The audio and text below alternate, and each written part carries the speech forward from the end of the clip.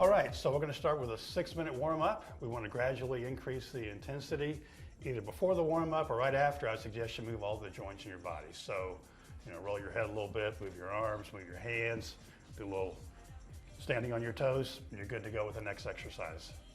Awesome. Let's get to it. Let's do it.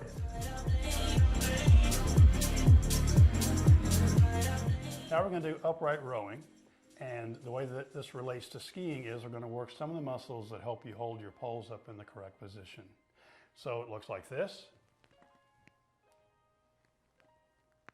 We're doing one side at a time so that we work some of our stabilizer muscles, and we're on the foam pad so that we can remember to feel our feet. There's just a little bit of a balance challenge here while you're doing this. If you want to, you can have a little fun by going back on your feet or forward on your feet, or you can do some edging back and forth while you're doing this. So if we're doing some foot motion while we're doing this, we're working on our coordination of our upper body and our lower body at the same time. I love this program, Steve. I really do. I just love how, we're finding all these really just clever movements that simulate skiing. So I love everything about this program, and I'm enjoying doing all these movements. I'm having a lot of fun. Absolutely, that's the idea. Have fun and get ready. There we go.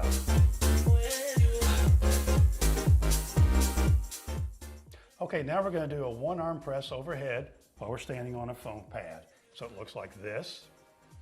Now we're just doing one arm at a time. So we're working our stabilizer muscles at the same time we're working our shoulder. That's because when we're skiing, we're also using our stabilizer muscles. Now we're working our shoulder because that's going to help us keep our hands in a good ski position while we're skiing. That's great for balance, also looks good.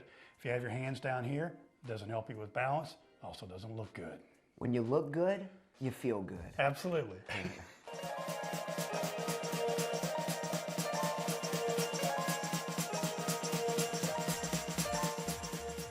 In phase 2, we're going to do split squats with an additional challenge. So now we're going to think about keeping about 60% of our weight on the balls of our feet. So just behind your toes are pads, and we want about 60% of our weight on our front foot on those pads, up and down. We want to pause at the bottom of the split squat. Now, if you want more of a challenge and you feel like your knees are doing well, then you can put a little more pressure on, say, the pad behind your big toe or the pad behind your little toe. So you can kind of go back and forth a little bit if you want.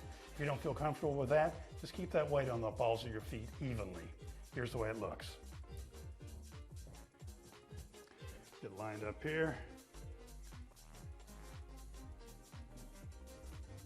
Feeling comfortable, hands in a good ski position as always. Pause at the bottom, come up. Subtle, but I've got about 60% of my weight on the balls of my feet. And now I'm going to put more weight on the ball of my foot right behind my big toe. So you're shifting your weight right now. I'm shifting my weight laterally slightly. And now I'm going to shift it laterally slightly to the left. And now I feel a little more pressure over my little toe. Up and down, up and down. And we're going to pause at the bottom, come back up.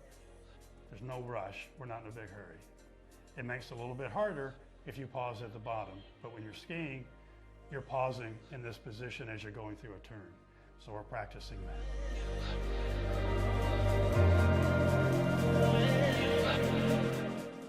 We're going to do calf raises while we're standing on a foam pad.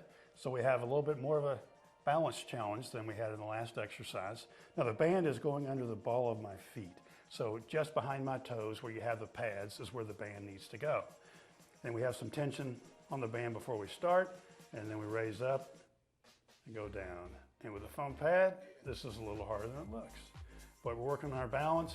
We're also working on our calf strength. You may have noticed some days after skiing that your calves are sore. So we're trying to keep those calves in condition by doing some exercise for them and by working on balance at the same time.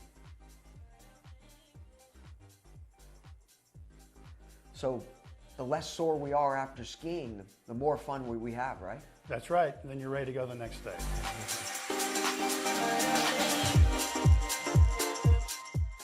So now we're going to do a little more difficult version of a plank exercise. It's called the starfish. So in phase 2, we're picking up the pace. Here's the way a starfish looks.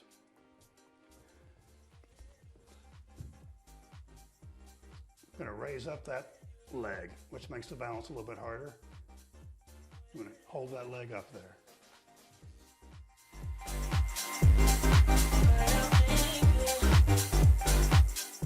We're going to do an even more difficult version of the plank. This time, we're going to put our elbows on the football and we're going to walk our feet. So it's going to challenge our core to keep stable, and it's also going to teach us to do one movement, one steadiness with our elbows and our upper body while we're moving our lower body. Like in skiing, where we do one thing with our upper body and another thing with our lower body. Here's how it looks.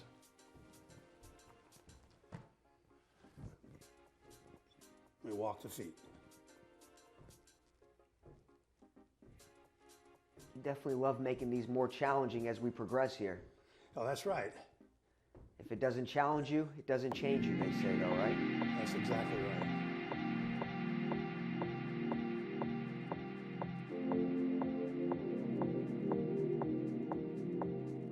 Okay, now we're going to do foot edging again, like we did in phase one. Now remember, in phase one, we just went back and forth on both feet. Yes. And that's pretty easy. We were just mainly watching our coordination and keeping our shins and knees parallel. Now we're going to up the ante in phase two, and now we're going to do it just on one foot. We're going to do controlled edging back and forth. So we're going to raise this foot up, we're going to balance, then we're going to go back and forth in a controlled manner. We've been telling them, we're going to keep telling them, balance is key, right, Steve? This is all about balance and controlling your balance on different parts of your foot. And of course, we'll do the other foot next as well. Can't wait to give it a try. Yeah.